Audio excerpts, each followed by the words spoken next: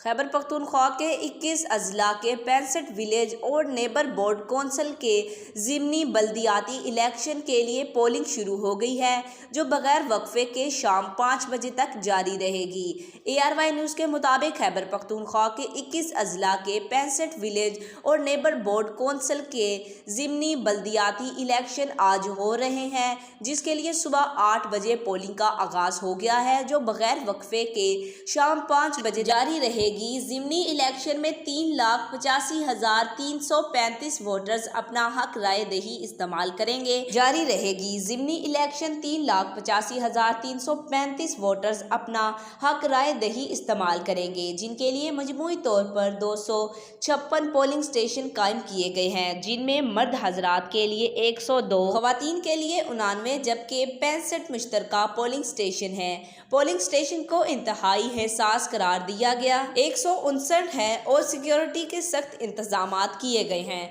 आज तक के लिए इतना ही। जाते जाते आपसे गुजारिश है, वीडियो को लाइक करें, चैनल को सब्सक्राइब करें, दिखे बेल आइकन को दबाएं और कमेंट में अपनी राय का इज़हार ज़रूर करें।